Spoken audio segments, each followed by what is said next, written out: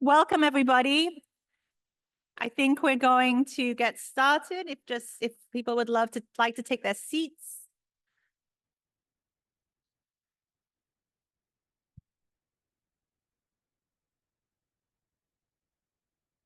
So, good afternoon. My name is Stephanie Kirk. I'm the director of the Center for the Humanities here at WashU.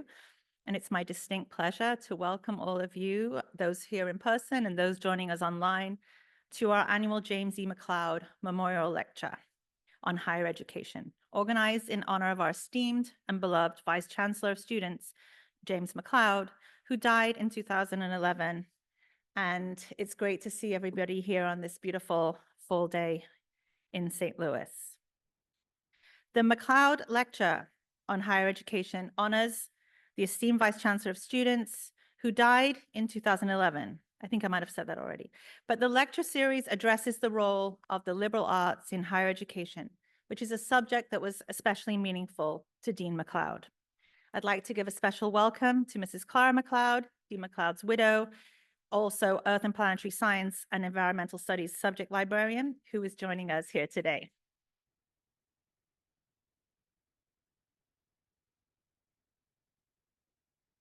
In just a moment, I will talk briefly about Dean McLeod and some of his many contributions to WashU. I'll then introduce my colleague, Professor Dwight McBride, who will in turn introduce our guest speaker, Professor Khalil Gibran Mohammed. Following Professor Mohammed's lecture, we'll have a brief Q&A, and then we invite you to join us for a reception. James E. McLeod entered Morehouse College at 16 years old and graduated in 1966 with a bachelor's degree in Germany in chemistry. And Mrs. McLeod, who went to Spelman, has a very lovely anecdote about their first meeting, which, if you're lucky, she may share with you. So Dean McLeod completed his graduate work at the University of Vienna and at Rice University, joining the WashU faculty in 1974 as an assistant professor of German. He was also assistant dean of the Graduate School of Arts and Sciences. Importantly, he was director of the African and Afro-American Studies program, which is now known as the Department of African American Studies, and we have some of our wonderful colleagues from there joining us today. In 1992, he was appointed Dean of the College of Arts and Sciences, and in 1995, Vice Chancellor for Students. I do not believe it is an exaggeration to state that Dean McLeod is responsible in so many ways for the outstanding nature of our undergraduate education here, leaving an indelible mark on the importance we ascribe to the way we interact and support our students as they pursue excellence, but also learn how to be engaged citizens and members of society. His achievements are many, and time, of course, prevents me from naming them, but I encourage you to Google his bio to see just how much he contributed to our university. I feel honored to organize, along with the center staff, this annual event in his memory. Dwight A. McBride is the Gerald Early Distinguished Professor of African and African American Studies, and now, which we're all delighted about, Executive Director of the Center for Race, Ethnicity, and Equity, and Senior Advisor to Chancellor Martin. Professor McBride is widely known for his academic achievements and his innovative, interdisciplinary approach to university leadership. Elected to the American Academy of Arts and Sciences in 2022, McBride has written numerous books and edited volumes exploring race, Black studies, sexuality, and identity politics. He is a two-time Lambda Literary Award winner, and in 2003 was awarded the Manette Horowitz Trust Achievement Award for research combating homophobia. The Andrew W. Mellon Foundation, the Ford Foundation, and the National Endowment for the Humanities have all supported Professor McBride's research. He was previously president and university professor at the New School and served as provost and executive vice president for academic affairs at Emory University. He's also held leadership roles at Northwestern University and the University of Illinois at Chicago.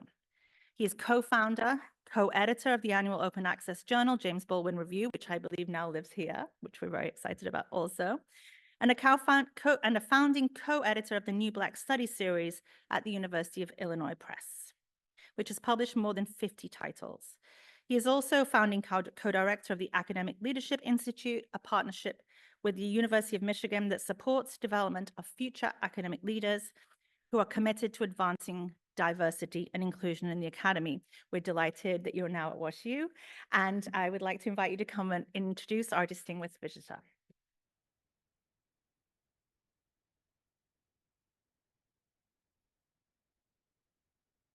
Thank you, Stephanie, and good afternoon, everyone. We can do a little better than that. Good afternoon, everyone. Yes, this is the call and response tradition. So we know when I call, it's nice to get a response. Yeah. It is an honor to welcome you to this special event as we gather to hear from one of the most significant scholars of our time, Professor Khalil Gibran Muhammad. His work has not only expanded the horizons of American history, but has also reshaped how we understand the intersecting forces of race, economics, and criminal justice in their shaping of American democracy. Professor Muhammad currently serves as the Ford Foundation Professor of History, Race, and Public Policy at Harvard's Kennedy School, and as the Suzanne Young Murray Professor at the Radcliffe Institute for Advanced Study. And come January 2025, he will transition to his appointment as a professor of African American Studies and Public Affairs at my own alma mater, Princeton University. His scholarship focuses on the broad intersections of racism, economic inequality, criminal justice, and democracy. His award-winning book, The Condemnation of Blackness, Race, Crime, and the Making of Modern Urban America, is a landmark work that continues to influence discussions around race and public policy. Now, before joining Harvard, Professor Muhammad served importantly as the director of the Schomburg Center for Research in Black Culture, where he led one of the most esteemed institutions dedicated to the preservation and the study of African diasporic history. His leadership at the Schomburg transformed the archive into a vibrant space of public history, community engagement, and activism, bridging the gap between scholarly research and the communities that it serves. In addition to his directorship at the Schomburg, Professor Muhammad has been a leader in shaping national conversations about the carceral state and racial justice. He is co-editor of Constructing the Carceral State, a special issue of the Journal of American History, and contributed to the National Research Council's influential study, The Growth of Incarceration in the United States, Exploring Causes and Consequences. Currently, he's co-editing a National Academy of Sciences study on reducing racial inequalities in the criminal justice system, work that remains urgent even today. Professor Muhammad's thought leadership also extends well beyond the academy.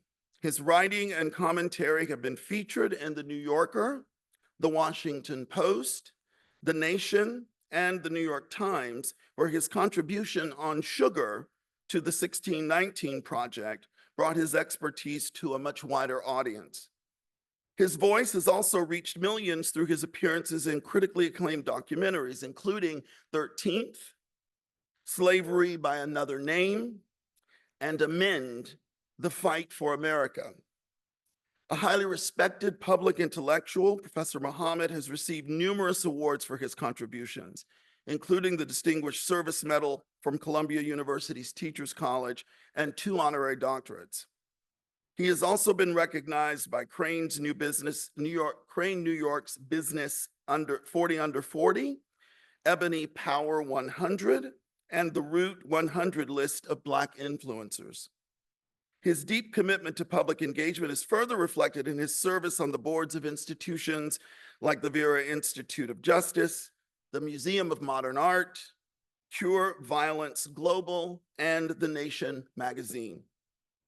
Professor Muhammad's academic and public impact is matched by his dedication to teaching. He's an award-winning educator, recognized for his transformative role in the classroom at Harvard and beyond.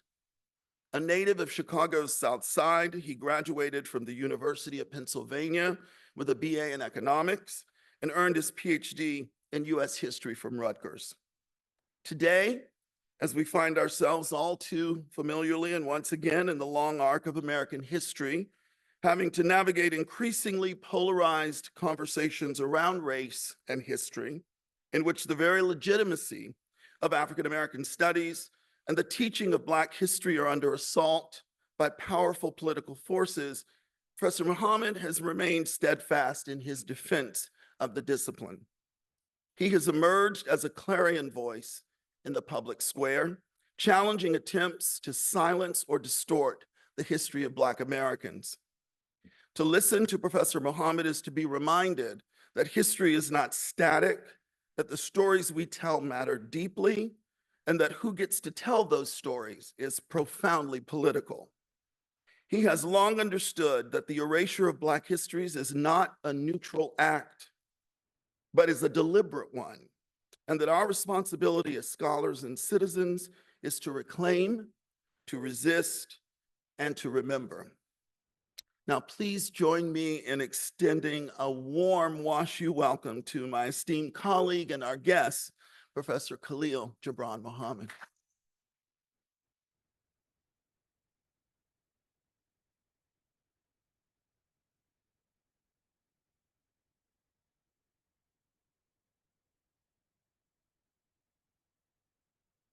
To Professor Dwight McBride, to your leadership, to your passion for the work that we do collectively, thank you very much for that warm and generous introduction.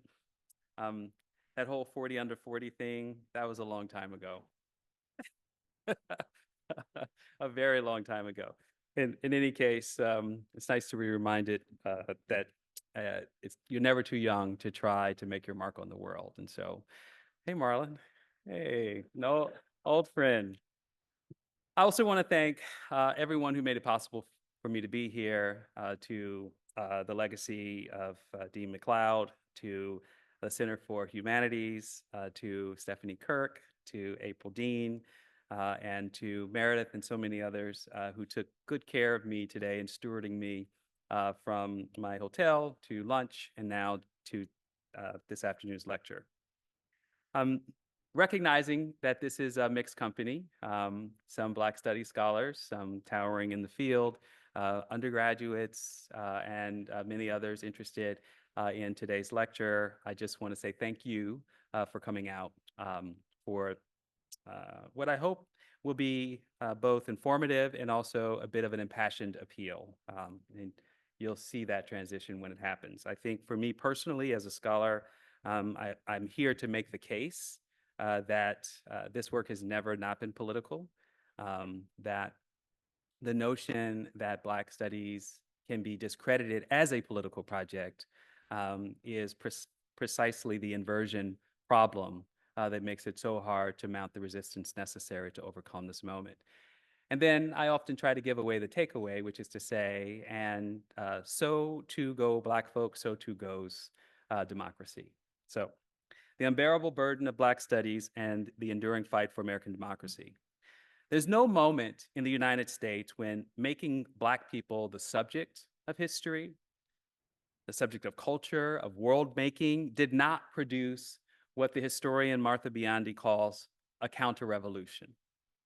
My lecture today focuses attempts to make sense of the present moment of a counter-revolution happening on campus and off.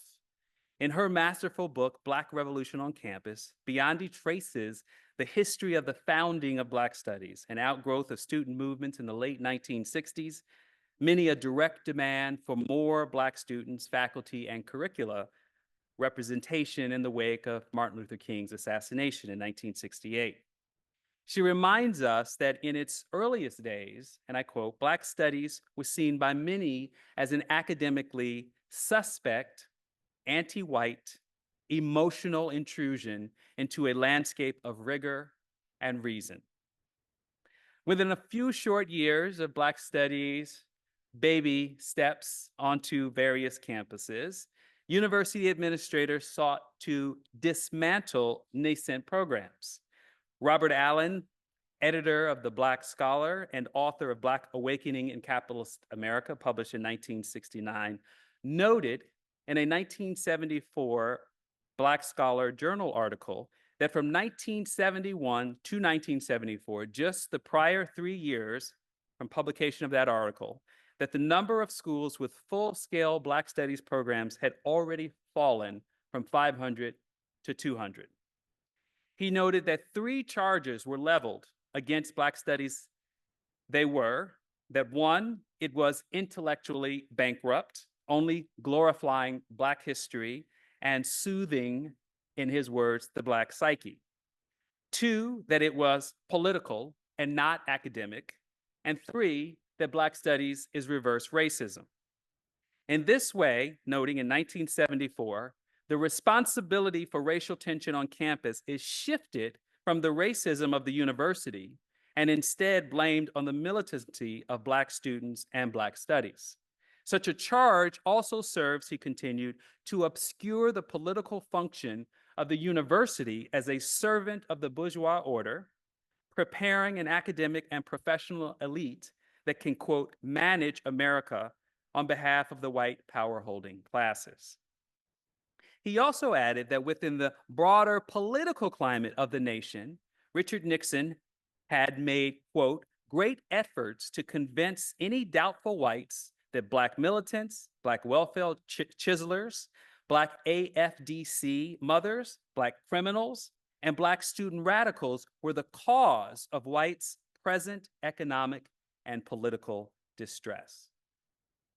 Others echoed Allen's concerns, including a Spelman historian, Vincent Harding, who founded the Institute of the Black World along with numerous other scholars at the time. The Institute in the 1970s indeed was subject to intense attacks and backlash. It had its phones tapped by the FBI as part of a broader COINTELPRO program, which more broadly saw sites of Black teaching, including Black bookstores and after-school programs in places like the Schomburg Center itself around the country as literal threats to national security. He went on to note that the IRS, according to Harding, was auditing the entire staff of the Institute of the Black World. Sounding the alarm, he noted, quote, Black people are under attack throughout the nation. The political scientist, Ron Walters, also associated with the Institute of Black World, similarly remarked that Black Studies did not politicize the university. He said, quote, it was already politicized by 1,000 issues more volatile than Black Studies. And yet, Black Studies movement more broadly advanced ideas that have had a significant influence on American universities, and more particularly African American intellectual life, and even more broadly, many domains for the study of the way in which identity-based oppressions are in fact systemic. Martha Biondi writes, quote, Black Studies emphasized interdisciplinary study, questioned notions of objectivity, destabilized meta-narratives, and interrogated prevailing methodologies. And here again, as Harding put it, quote, Blackness is perhaps a door to a far larger view of the world than white America has ever known. I'll just note here for personal reasons, I got a chance to meet Vincent Harding when I was running the Schomburg. He had been a longstanding Mennonite minister and indeed a personal friend and advisor to Dr. King before his assassination. Here was a man who, in the truest sense, embodied the values of human compassion and care for the least of these.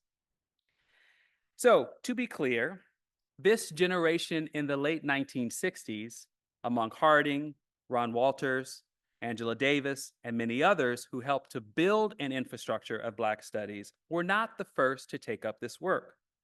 The so-called New Negroes that I've written about, people such as Ida B. Wells and W.E.B. Du Bois, Paul Robeson, and innumerable feminist and queer writers of the Harlem Renaissance, produced knowledge at the time to bring a national audience and international attention to not just Black interiority, but the talents and innumerable ways in which Black people stood at the center of Black modernity.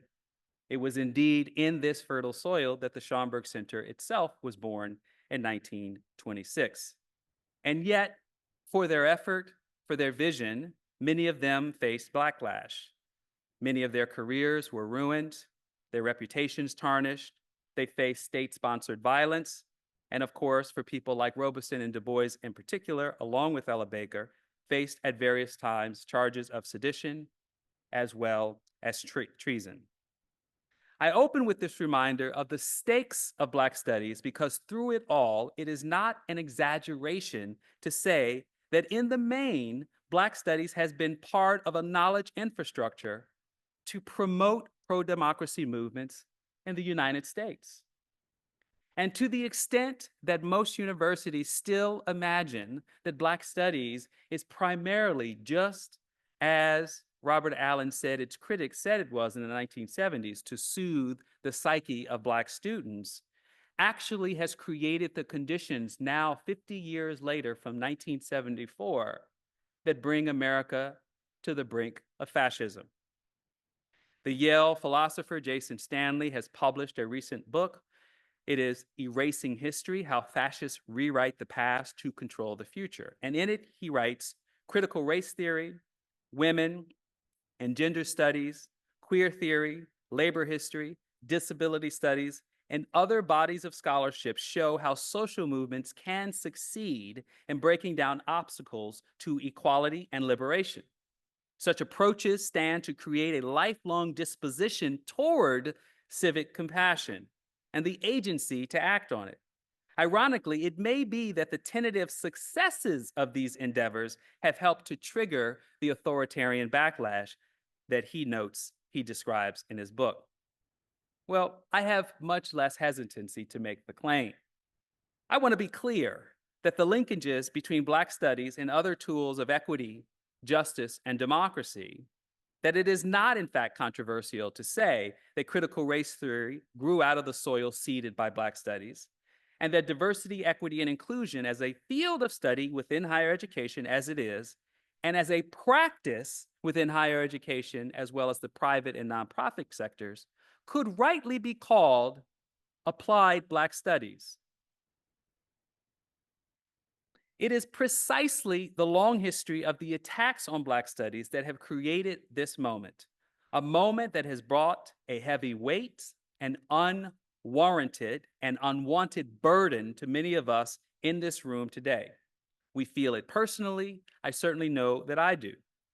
But as we share this moment of collective engagement, of solidarity and partnership, our togetherness reminds us that our strength comes from community, our resilience from knowing we are not, in fact, alone, our hope from hearing each other's stories so that we will be inspired, and our courage from telling the truth, our power from choosing to rise up and to not be afraid.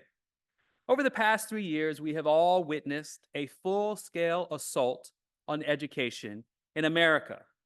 The assault began in state after state in K through 12, producing such legislation in the name of anti-CRT or the outright banning of the 1619 Project, laws that use such language as divisive concepts that by definition encourage alienation between students, a sense of guilt and shame. But we all know fundamentally that the United States has never had a problem pointing out the ways in which conflict, genocide, oppression, and war in other parts of the country are valuable lessons that should never be forgotten in our nation's classroom. This assault on education in the name of banning critical race theory, banning gender studies, banning an understanding of colonialism and how power works in America began in the K through 12 arena, but has since spread to colleges and universities and now has metastasized into private workplace training and breached the gates of private colleges and universities. There is a powerful and chilling irony when it comes to universities for those who are leading this assault. For those who claim, and I quote, there has been a hostile takeover of post-secondary education by political activists, woke faculty, and partisan administrators, in the words of Virginia Fox, who chaired the December 5th congressional hearing that brought charges and claims against Claudine Gay, as well as the presidents of Penn and MIT. The college education model, she noted, at its very core, should be an open marketplace for all ideas to be heard, free of political bias and agendas. All right, so let's take Virginia Fox at face value. Universities are marketplaces of ideas. And for most of their histories, white supremacy and colonialism were sold at bargain rates. The marketplace was saturated because there were so few ideas to challenge. How else do we explain Harvard, my university's own massive wealth accrued from slavery, from indigenous dispossession, and indeed to this very day, thousands of the dead acquired by Harvard in the Peabody Museum remain as part of materials used to perpetuate scientific racism. And not just Harvard or other elite universities, the Smithsonian Institution likewise was collecting the bodies and brains of the so-called inferior races well into the 20th century. Indeed, as I've already suggested, it took until the early 1970s for Black studies to gain a foothold in higher education, despite how tenuous and precarious it actually was. Another 20 years to establish PhD programs. And right now, to this day, these programs are generally small. Women and gender studies have had similar trajectories, and Indigenous, Asian American, and ethnic studies have barely gotten off the ground in many colleges and universities. Simple math tells us that Harvard's nearly 400-year history has been overwhelmingly a one-sided story, a market dominated by scientific racism, and that meritocracy was not the order of the day. It was indeed privilege and exclusion. And of course, land-grant colleges were founded in the 19th century to help educate literally white men for free. Many of these colleges did not allow women and people of color in any notable numbers until 100 years after their founding. Martin Luther King, in his final book, which I'm very fond of and recommend to anyone who's never read Where Do We Go From Here, Chaos or Community, had this to say: generally, we think of white supremacist views as having their origins with the unlettered, underprivileged, poorer classes of whites. But the social obstetricians who presided at the birth of racist views in our country were from the aristocracy, rich merchants, influential clergymen, men of medical science, historians, and political scientists from some of the leading universities of the nation. Soon, the doctrine of white supremacy was embedded in every textbook and preached in practically every pulpit. It became a structural part of the culture. It took 20 more years from the 1990s for most universities to begin to make serious efforts to build departments and programs of study that could challenge conventional academic wisdom that women were not inferior in science and math, and that on average, African Americans did not have lower IQs because of their cognitive inferiority. I came of age in grad school in the early 1990s, just when the Harvard social scientist and psychologist Charles Murray and Richard Herrnstein published the bell curve debate in 1994. These ideas were in full bloom. And as late as 2017, Harvard's math department did not have a single woman among its tenured faculty. As a reporter asked me recently, given all the charges against people who teach about race and racism, about Black studies, about DEI run amok at Harvard, they asked, what has the university been doing? How would you characterize these efforts? Which, of course, implicitly puts me and others on the defensive. I told them Harvard's DEI work was about as developed as a toddler just learning how to walk. Nowhere on my campus can you find unqualified people running anything. Just the opposite. Whole categories of lived experience and professional expertise are in fact missing. As faculty and staff here at Washington University, you make your campus a thriving place for everyone, knowing that this institution, like nearly all other universities, were not built for many of the students who are now here. You know all too well how much social networks and social capital matter to success in college.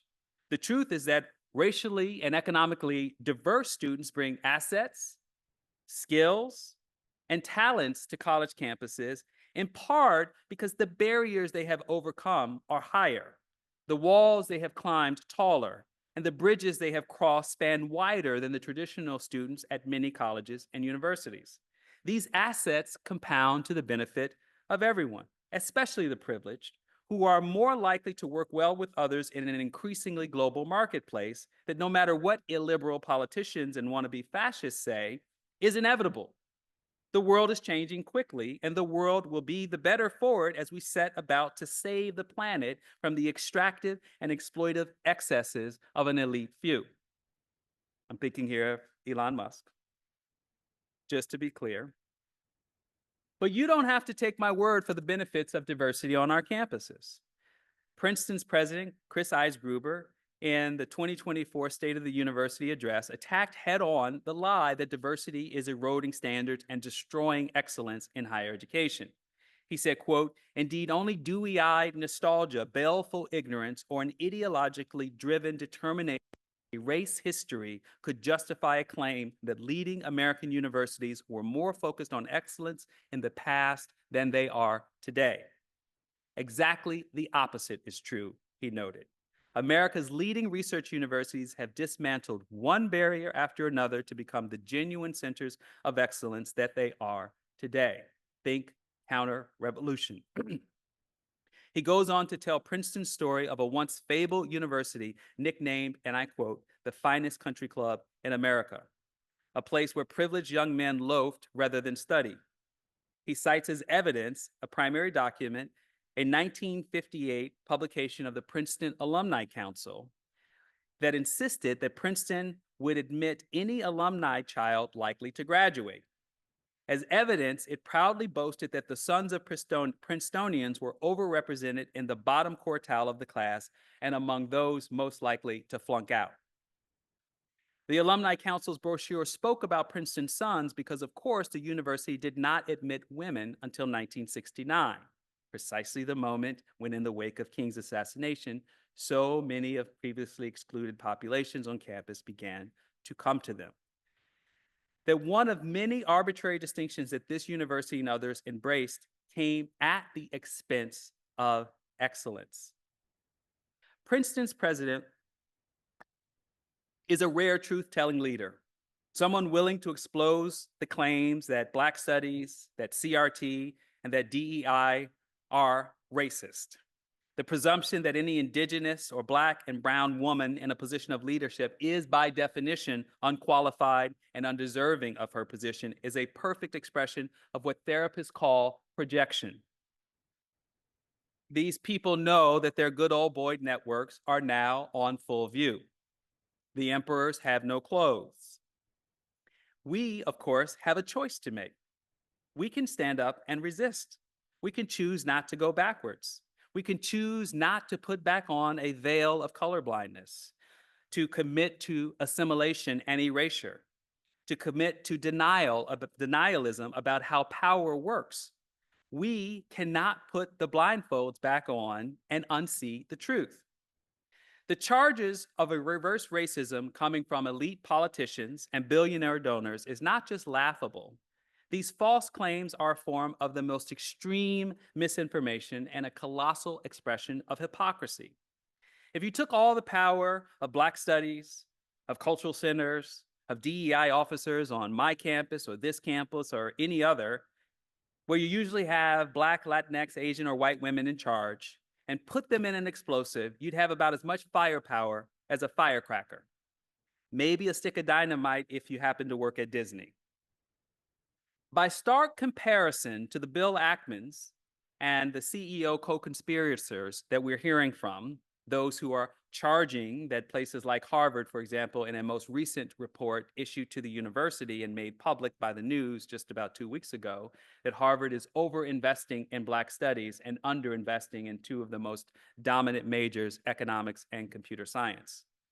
This is a full-scale assault on everything that we stand for. If you look at Bill Ackman's reach and his power and his resources by comparison to me or most people in this room, you're comparing firecrackers to an arsenal of 2,000-pound bombs like the ones the billionaires are using to explode or destroy countless lives, including hundreds of students' lives, doxing them, plastering their faces on big screen, blacklisting them from future employment. It's an understatement to say this isn't a fair contest of ideas between equals. Whatever we might say of the excesses of censorship and political correctness on the left, particularly among students, a speaker booed off stage, someone Me Too'd by a swarm of social media activists, the power differential is breathtaking. Your role, our collective role is to ensure that we are not intimidated by these attacks. Now, this may make some of us feel uncomfortable in thinking about our responsibilities and obligations. But make no mistake, the entire American university structure is built on a foundation organized around Western notions of liberalism and universalism, which center European heritage and identity as the truest, most beautiful, and civilized way of living. No politicians, maybe except for the New School. How about that, Professor McBride? No politicians question Victorian studies, German literature, classics, Enlightenment philosophy, you name it, as identity politics. Even though these things are changing in the art world, art history curricula is still mostly about European masters retelling the history of Western civilization with a paintbrush. If you don't believe me, visit just about any art museum's permanent exhibitions. These are ways of interpreting the world that center whiteness. English is a colonizing language, one of the most powerful means of destroying indigenous cultures, and ultimately to gain power over people was to eliminate indigenous languages. We might take stock of the benefits of English as a lingua franca, but we do not have to accept the big lie that this language and the history of its people is not a version of race-based power. Or what Tim Wise quips is another version of CRT, in his words, conservative race theory. Europeans made up race. Europeans imposed racial hierarchy on the world. Europeans created a fiction to justify seeding and harvesting oppression in a garden they called freedom. This is the lie, and this is the lie that we cannot accept any longer. That doesn't make it political. It just simply reflects that the realities of the world are shaped by power and political projects, and we must fight in a realm of a marketplace of ideas that is fairer, more equitable, and more just. When the Supreme Court reinterpreted the original intent of the 14th Amendment to be a colorblind constitutional mandate 2 summers ago in its affirmative action ruling, it stripped the redistributive intent of the amendment, which was debated and ratified to specifically protect Black rights after the Civil War and to eventually give equal protection to many others, including people of Asian and African ancestry, decided in the Wong Kim Soo case in 1896, eventually white women and LGBTQ plus members. The United States Supreme Court created a new fiction in July of 2023 that the 14th Amendment had no history or context for why it was necessary in the first place. Just as the enemies of inclusion want to pretend that DEI has no history or context, that we aren't here today solving for inequities that they, in fact, created. The reason Black studies like critical race theory exists in the first place is not to promote or invent a racial agenda where none existed, but to create a knowledge base in order to uproot the 500-year-old one that has shaped the world we already live in. William Graham Sumner, one of the most influential sociologists of his generation at Yale University, a proponent of social Darwinism at the turn of the 20th century, justified racial hierarchy as an essential modern and scientific basis for the advancement of capitalism. And this is for my students in the room, because many of us, maybe all of us who are born and reared and socialized in this country are taught to believe that racism is atavistic, a throwback, regressive, primitive, something that happened a long time ago amongst bad individuals. But if we listen to William Graham Sumner, a person who architected ideas that are very much foundational and fundamental to the way universities still operate, particularly in certain disciplines, we hear something that is very much shaping our current reality. In an 1895 essay called The Challenge of Facts, he wrote this: "Let it be understood that we cannot go outside of this alternative: liberty, inequality, survival of the fittest.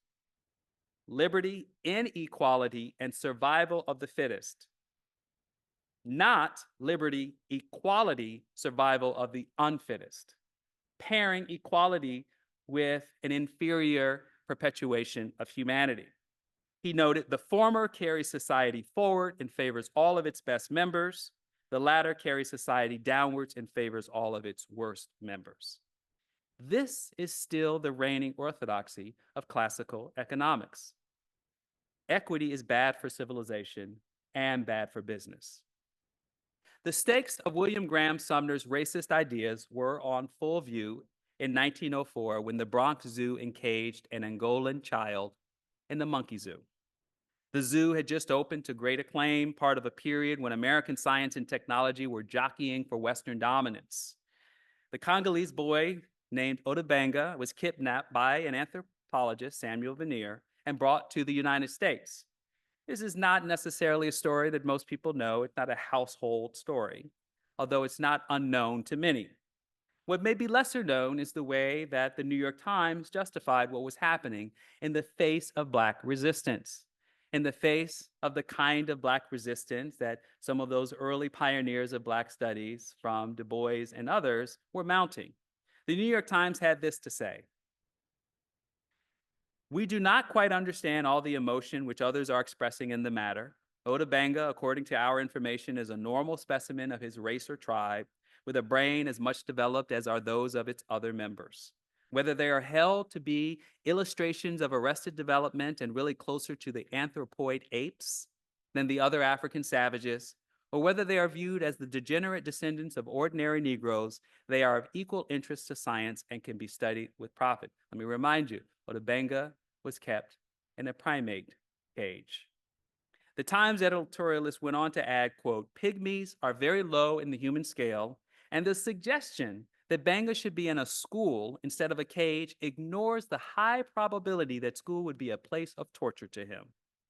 The idea that men are all much alike except as they have had or lacked opportunities for getting an education of books is now far out of date."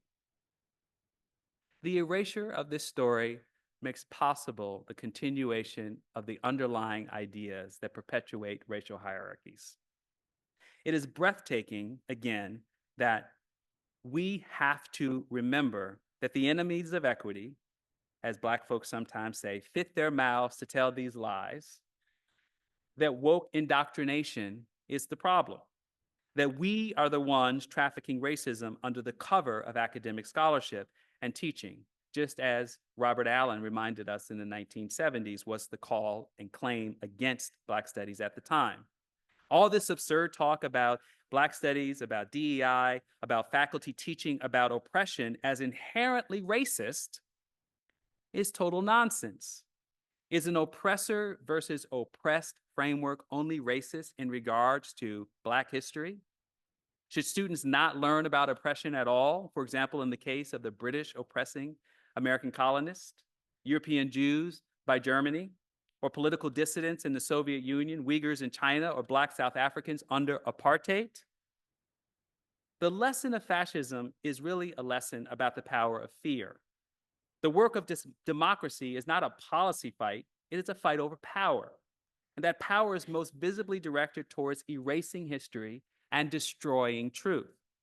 And when you finally have people like me, like many of us in this room, 50, 60 years later at these universities, you still have to fight with one hand tied behind your back to create affinity spaces for people who are still 4 to 5% of the campus population. Are we to pretend that fraternities and sororities that sit on these campuses and more than a few academic units are not, in fact, white affinity spaces, even when they have token numbers of people of color? Let me tell you a little story. I want to be candid for a moment about my experience at the Harvard Kennedy School.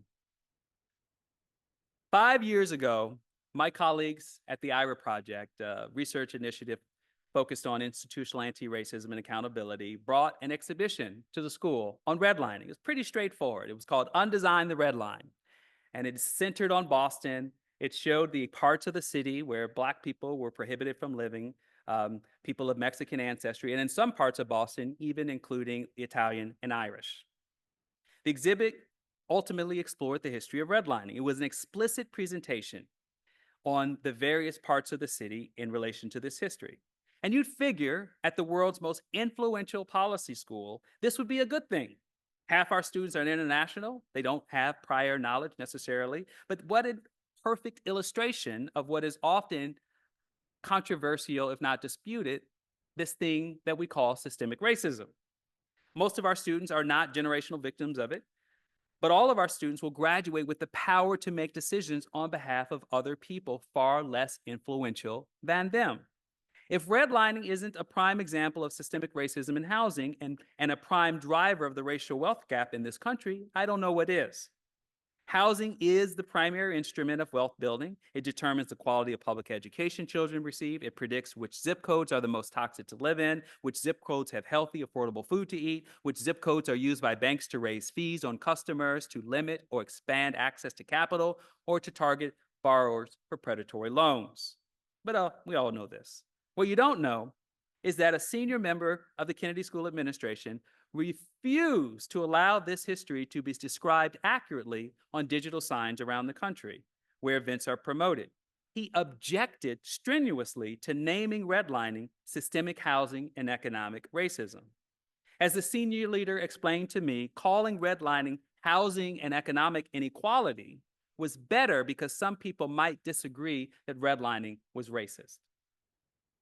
And note, the preference for housing and economic inequality is naming the symptom, not the cause.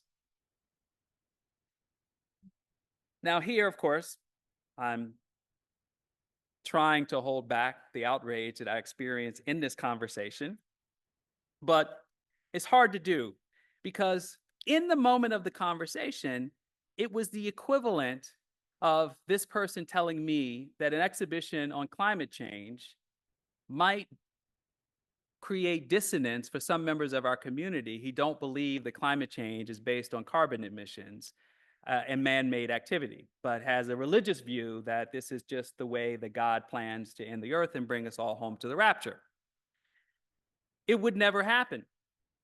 He was questioning my credentials as a Black scholar of systemic racism, which made me vulnerable by sheer dint of his own miseducation and understanding of the country that we live in. It's all the more offensive because I was the only Black tenured member of the faculty at the time, who also happened to be the only senior faculty member with such expertise as indicated in my job title, Professor of History, Race, and Public Policy.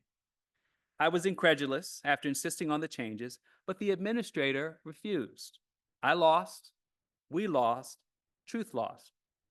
The battle to tell the truth about the past in our classes, on our campuses, in our writing, and in our work in this world, as I've shown in this story, is not just a problem for fascists or Confederate flag wavers or climate change deniers. Many of you follow the news of the College Board's acquiescence to Governor Ron DeSantis of Florida, who accused the College Board of indoctrinating students because of the proposed AP African American Studies curriculum included histories of anti-racist resistance, queer studies, and had the audacity to include selections from James Baldwin and Kimberly Crenshaw.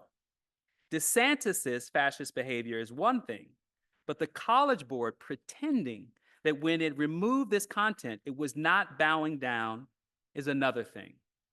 And we have a scholar, Nishani Frazier, for helping to expose through internal documentation precisely what was happening at the College Board. As Dr. King himself described, even in areas where liberals have great influence, the situation of the Negro is not much better than in areas where they are not dominant. This is why many liberals have fallen into the trap of seeing integration in merely aesthetic terms, where a token number of Negroes adds color to a white-dominated power structure. They say, quote, our union is integrated from top to bottom. We even have one Negro on the executive board. Our neighborhood is making great strides in integrated housing. We now have 2 Negro families. And my favorite, of course, this is from 1967. Our university has no problem with integration. We have 1 Negro faculty member and even 1 Negro chairman of a department. Either Dr. King was clairvoyant or not nearly as much has changed as the truth deniers, liberal or conservative, northern or southern, would have us believe. And I know it even sounds strange for some of you in the audience who've been listening to maybe a little bit too much local news, that Dr. King would use such woke language as white-dominated power structure, the man known for his colorblind commitments. How dare he do such things? That sounds a little bit like critical race theory, and we all know Dr. King didn't believe in no CRT. After all, the people best able to channel King today, like former Speaker of the House Kevin McCarthy said, critical race theory goes against everything Martin Luther King has ever told us. Don't judge us by the color of our skin, and now they're embracing it. These are lies and distortions, and they are designed to induce inaction, apathy, and fear. They are designed to destroy our ability to name our own condition. And all this misinformation is one battlefront in a larger political war to destroy the possibility of a just, multiracial democracy. But again, they are telling us what they are doing. Christopher Rufo, one of the architects and masterminds behind this movement, who is a fellow at the Manhattan Institute, told Politico in the wake of Harvard President Claudine Gay's forced resignation that, quote, "My primary object is to eliminate the DEI bureaucracy in every institution in America and restore truth rather than racialist ideology as the guiding principle of America." In the same interview, Rufo bragged about coordinating a conservative playbook against Harvard that has already been used around the country. Quote, "I've run the same playbook on critical race theory, on gender ideology, on DEI bureaucracy. For the time being," he continued, "given the structure of our institutions, this is a universal strategy that can be applied by the right to most issues. I think we've demonstrated that it can be successful." Rufo is right to point to his prior successes. He is on a winning streak. He invented the whole anti-CRT movement in the summer of 2020. He made the whole thing up, as he proudly boasted, with no evidence, he told the former Fox News host Tucker Carlson. It's absolutely astonishing how critical race theory has pervaded every aspect of the federal government. Conservatives need to wake up. This is an existential threat to the United States. All of us are in the crosshairs of these attacks. Now, where I work at the Harvard Kennedy School, one would think, based on Rufo's attack, the playbook he has unleashed, and the charges against Claudine Gay, that you'd think that Harvard was overwhelmed with faculty of color running the place. But 74% of our faculty and staff identify as white. We just hired, in my school, the Kennedy School, the first Black tenured woman 4 years ago. Across all of Harvard, Black tenured faculty are only 6% out of 501 total tenured faculty. That's 35 people in the oldest, richest, most powerful, wokest, according to Rufo, academic institution in the United States of America.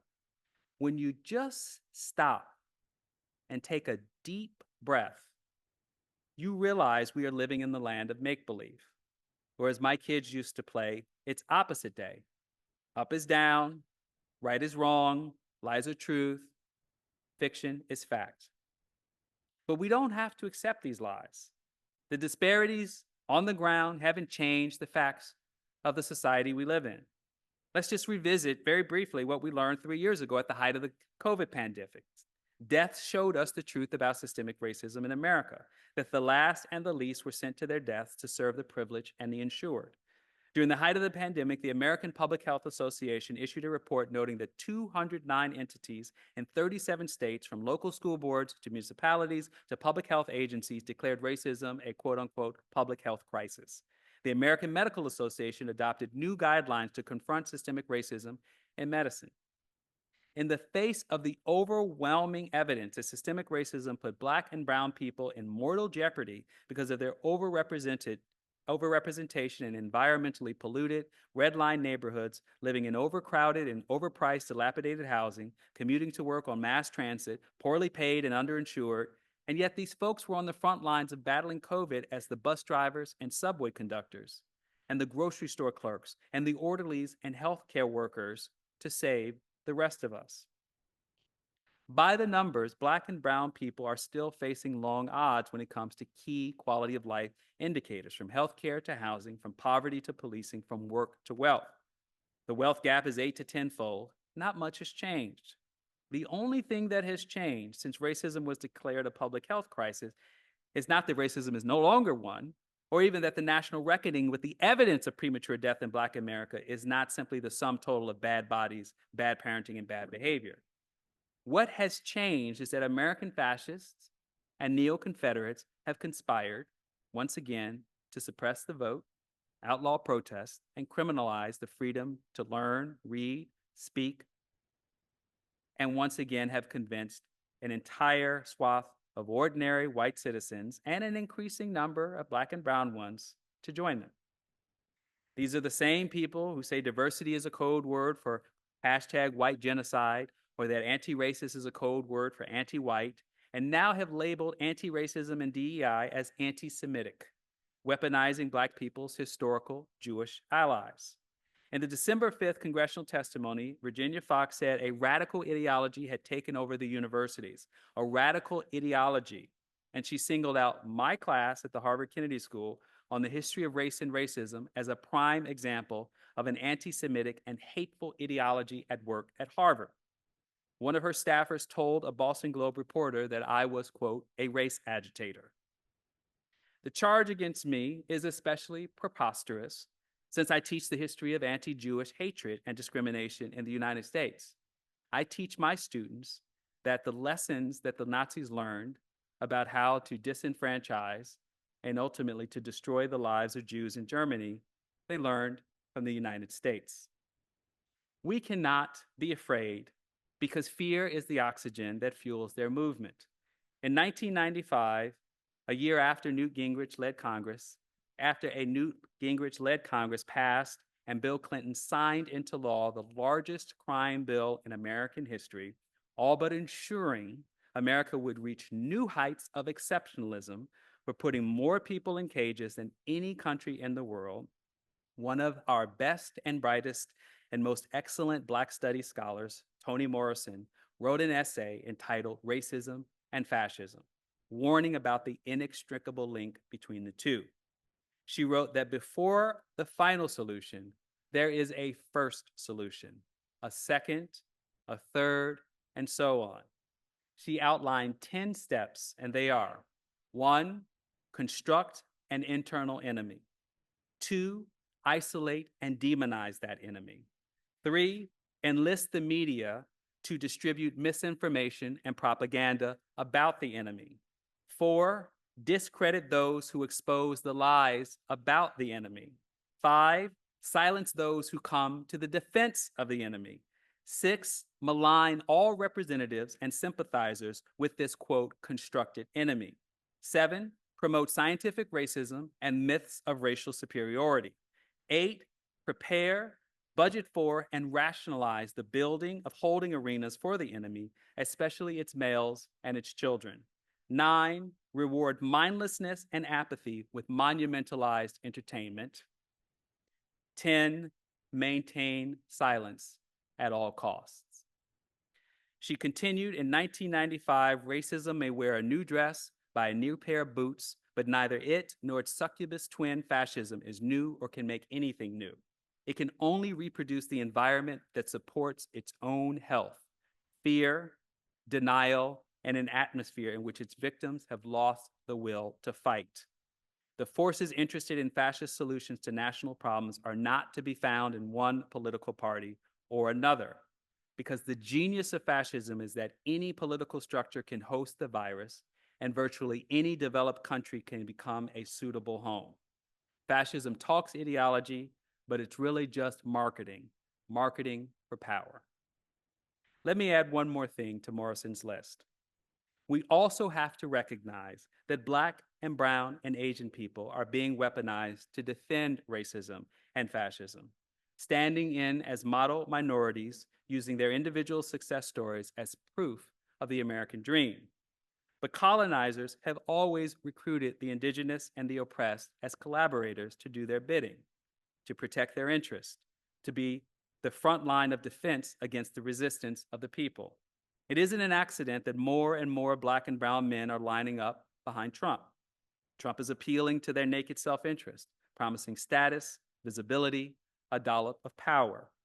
In a world of austerity and uncertainty, any pathway to power is compelling to some people, but the price of the ticket will be complicity in the destruction of their own communities. And don't be fooled. There will be more and more of these chameleons waving American flags, calling for the end of Black studies and queer studies and the end of DEI. Jason Stanley, as I quoted earlier, has this to say: if we are to stop the United States' drift toward fascism, we must recognize the nature of the challenges facing our educational institutions.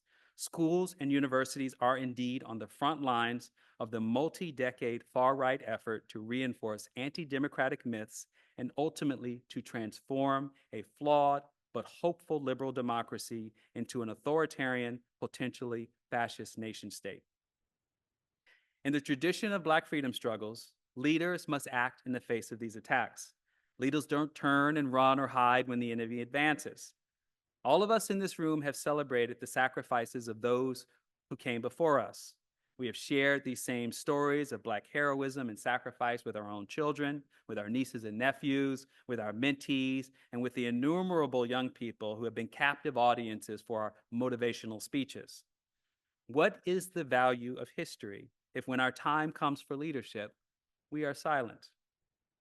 The lessons of the past are not biblical parables or moral narratives bound to faith traditions.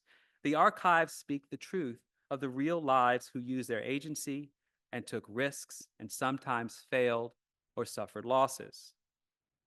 My friend Joy James, a professor of humanities at Williams College, has this warning for us that she wrote 24 years ago.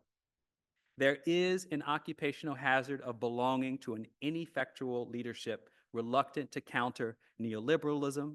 Most of who work in the academy encounter the downsizing of political analysis, even among Black studies intellectuals who identify as progressives. Faculty and directors of Africana studies programs often acquiesce to depoliticization, or really, in her words, the repoliticization into neoliberalism. We can rise up, we can resist, we can fight back, we can and we must. We are stronger together. Our shared interests are the foundation of our collective strength. We must make it plain for the youngest of citizens and newcomers alike that U.S. democracy is in fact contingent on learning from the past, not overcoming it. Democracy can expand or contract, include or exclude. It can protect or destroy. But a democracy of the racially vulnerable and economically insecure is not a democracy worthy of its name. The enemies of progress, the enemies of equity, the enemies of truth, the enemies of a new world that does not continue to extract the land, the lives, and the labor of global South diasporan people, wherever they are and whatever their religion, is not in the name of safety and progress. The word decolonization is used these days as an epithet by people who believe in a world in which a global minority shall rule permanently over the global majority. That world cannot and will not win. And to be clear, there have always been and always will be European-descended people, white people, who are willing to fight for a new world of truth and justice and an earth that can be healed. We owe it to those who came before us to be truth tellers. Another truth teller, Baldwin, put it this way: not everything that is faced can be changed, but nothing can be changed until it is faced. We must lead in truth, like Princeton's president, and speak openly and honestly when it counts. We must lead in principle, like I did in pushing back against my dean over redlining. We must lead with power, knowing that most of us aren't protected by tenure or contracts. But if we work collectively and strategically, we are stronger together. We must lead with confidence that in the everyday mundane decisions we make as faculty, staff, and administrators, that what we do matters. Otherwise, our enemies would leave us alone. They would not be on our heels. We must lead with facts that the campuses we work on are better for the diversity our students bring to them. We must lead with courage that some risks are worth taking in pursuit of justice and our own personal legacies. And finally, we must lead with hope that our students will forge a better future for all of us. Thank you.